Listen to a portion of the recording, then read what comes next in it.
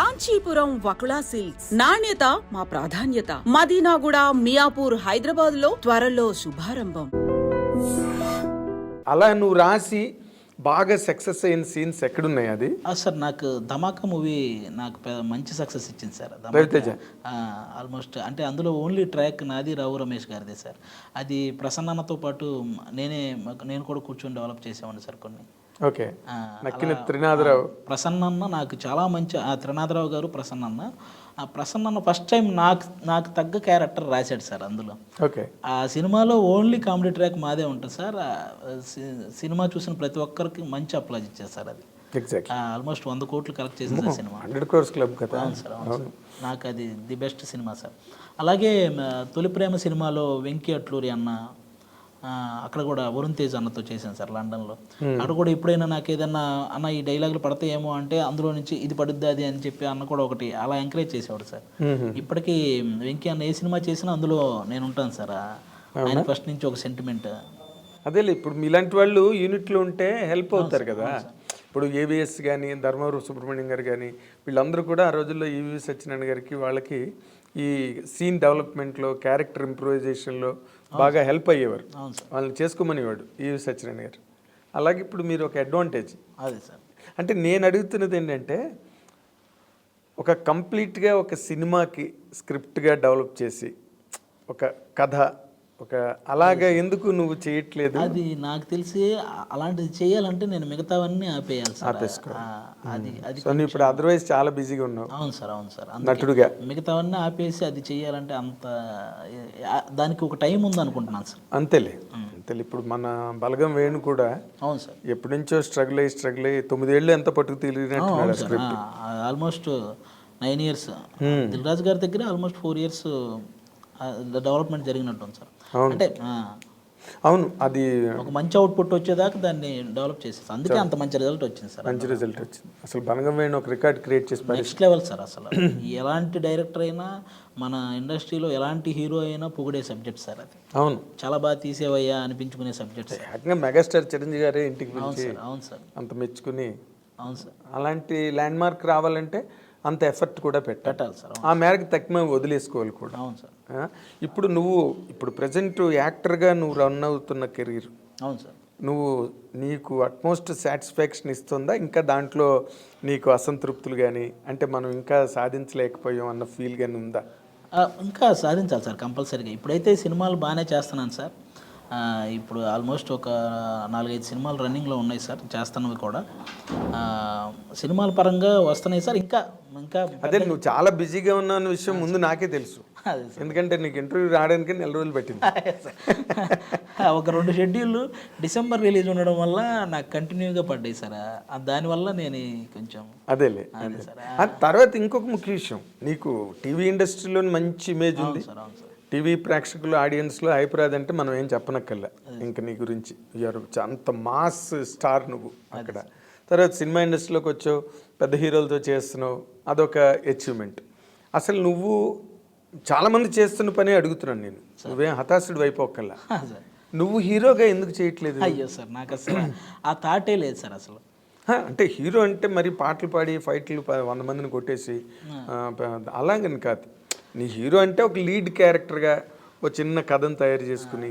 ఎందుకు అసలు ఆ థాట్ రాలేదు సార్ నాకు. అవునా? లేదు సార్ అసలు. అంటే ఇదే నీకు బాగుందా? ఇదే బాగుంది సార్ యాక్చువల్గా. నాకు ఇది చాలా బాగుంది సార్. ఎవరు హీరోగా చేసినా అందులో మనకు ఒక క్యారెక్టర్ పడితే దానికి న్యాయం చేయాలన్నదే నా ఇది సార్. ఓకే, ఇప్పుడు నార్మల్గా ఇంతమంది హీరోలతో చేస్తుంటావు కదా. అవును సార్. నీకు బాగా నచ్చిన హీరో ఎవరు? సార్ ఆబ్వియస్లీ నాకు పవన్ కళ్యాణ్ గారు. పవన్ కళ్యాణ్ తీసి పక్కన పెట్టే సార్. పవన్ కళ్యాణ్ నీకు డెమి గాడ్ సార్, నీ సర్వస్వం, నీ పంచ ప్రాణాలు లేదా 6వ ప్రాణం, వాట్ ఎవర్. పవన్ కళ్యాణ్ నీ లిస్టులోకి తేకూడదు.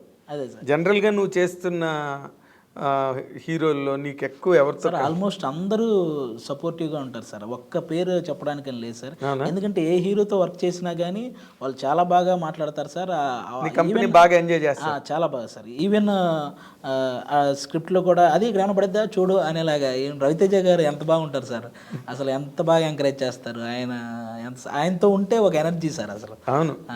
అలాగే ఇప్పుడు ప్రజెంట్ నేను విశ్వక్సేన్తో 2 movies చేశాను సార్. అతను కూడా సూపర్. అంటే ఒక డైలాగ్ మనకి ఎక్కువ వచ్చినా ఎక్కడ ఒక హీరో నేనే అనే ఇది ఉండదు సార్ విశ్వక్సేన్ బ్రదర్కి కూడా. అవునా?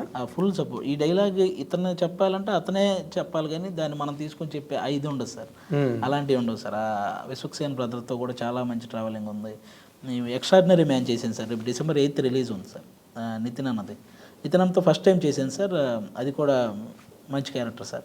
లాస్ట్ టైం ధమాకా రిజల్ట్ ఎలా ఉందో నాకు తెలిసి ఈసారి ఎక్స్ట్రాడినరీ మ్యాన్ కూడా ఫుల్ కమర్షియల్ ఎంటర్టైన్మెంట్ సార్. చాలా బాగుంటుంది సార్. ఎక్స్ట్రాడినరీ హిట్ ఖచ్చితంగా మంచి హిలేరియస్ ఎంటర్టైన్మెంట్ అయితే ఉంటుంది సార్. అదే ఎంటర్టైన్మెంట్ అయితే చాలు, అంతే సార్. ఇప్పుడు ఎంటర్టైన్మెంట్ అంటే ఎంజాయ్ చేస్తారు అందరూ. అవును సార్, అవును సార్. కానీ బట్ ఈ మధ్య రోజుల్లో సినిమాలు హిట్ లైన్ సినిమాలు అన్నీ చూడు, ఒక విరూపాక్ష కానీ, అవును సార్, లేకపోతే ఒక దసరా కానీ, ఆ మధ్యలో సామజవర్గమన కానీ, ఇప్పుడు బేబీ కానీ, ఇవన్నీ ఒక మోర్ దాన్ రెగ్యులర్ సినిమా. అవును sir, more than regular cinema. ఒక మధ్యలో ఒక సామజవర్గమన ఒకటి మామూలుగా రెగ్యులర్ ట్రాక్ అయినప్పటికీ కూడా ఆడింది. అవును సార్. ఆ లెక్కలో ఎక్స్ట్రాడినరీ మ్యాన్ ఎలా ఉంటుంది? ఖచ్చితంగా ఆ హీరో క్యారెక్టరైజేషన్ చాలా డిఫరెంట్గా ఉంటుంది సార్. జూనియర్ ఆర్టిస్ట్గా చేస్తున్నాడు సార్ సినిమాలో. నాకు తెలిసి ఫస్ట్ టైం సార్ అలాంటి క్యారెక్టరైజేషన్ హీరోకి. హీరో క్యారెక్టరైజేషనే కదా సార్, అది చాలా కొత్తగా చాలా ఫ్రెష్గా ఉంటుంది సార్. ప్రతి సీను చాలా ఫ్రెష్గా హిలేరియస్గా ఉంటాయి సార్. ఓకే, అవునులే, కంటెంట్ కొత్త కంటెంట్ కదా, కంటెంట్ కొత్త కంటెంట్ సార్. ఆయన క్యారెక్టరైజేషనే కథలా మారిద్ది సార్ మొత్తం. ఓకే, అదే మనకి బాగా థ్రిల్ ఇస్తుంది సార్ సినిమా. అవునా? నీ చేయబడిందా? మాది సెకండ్ హాఫ్లో మాది సార్. అదేలే, నువ్వు చేసుకున్నావు లేదని? లేదు సార్, సెకండ్ హాఫ్లో వక్కంత్ వంశీ గారు ఆల్మోస్ట్ ఆయన మామూలు రైటర్ కాదు సార్. ఆయన డైలాగ్స్ సూపర్గా ఎంజాయ్ చేస్తాం సార్. ఎక్కడైనా మనం ఏదైనా చెప్పినా ఆయన తీసుకుంటాడు సార్. అసలు తను చాలా మంచి బ్రిలియంట్ రైటర్ బాబు. ఎలాంటి సినిమాలు సార్ అది. ఆయన ఇచ్చిన ఆ కిక్ సినిమా ఇప్పటికీ ఒక ఎంటర్టైన్మెంట్ అంటే కిక్లో ఉన్న కల్ట్ సినిమా లాగా కదా. కల్ట్ ఎంటర్టైన్మెంట్లో కిక్ అన్నది అసలు ఎవడు ఎక్స్పెక్ట్ చేయని రన్ ఉంటుంది ఫిల్మ్. అవును సార్, బాగా అసలు అద్భుతం. వాళ్ళతో నువ్వు కంబైన్ అవ్వడం అంటే ఈ లేటెస్ట్ డైరెక్టర్స్లో వక్కంత్ వంశీ. ఇంకెవరు నువ్వు బాగా అడ్మైర్ చేసే డైరెక్టర్ ఎవరు? నాకు త్రివిక్రమ్ గారు సార్. నువ్వు త్రివిక్రమ్ గారు, పవన్ కళ్యాణ్ గారు పేరు చెప్పకుండా నువ్వేం చెప్పగలవు అనేది నీకు ఇప్పుడు క్విజ్ సార్. యాక్చువల్గా త్రివిక్రమ్ గారు ఎందుకంటే సార్ నాకు ఆయనలో ఉన్న రైటర్ అసలు గొప్ప రైటర్ సార్. అసలు నాకు ఇంతవరకు ఎప్పటికీ అంతు చెక్కనే రైటర్ సార్ ఆయన.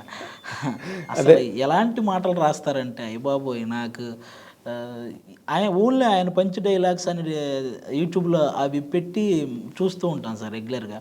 ఇది ఎలా రాశారు, ఈ రామాయణం నుంచి దీనికి ఎలా కనెక్ట్ చేశారు, మహాభారతం నుంచి మన ఈ రెగ్యులర్ కమర్షియల్ సినిమాలో ఆ డైలాగ్ని దీనికి ఎలా కనెక్ట్ చేశారు, ఇవన్నీ చూస్తుంటాను సార్ నేను. అసలు ఆయన మేధాశక్తికి నేను ఎప్పుడూ ఫిదా అవుతుంటాను సార్ ఆయనకి. అదే రైటింగ్ ఎబిలిటీ.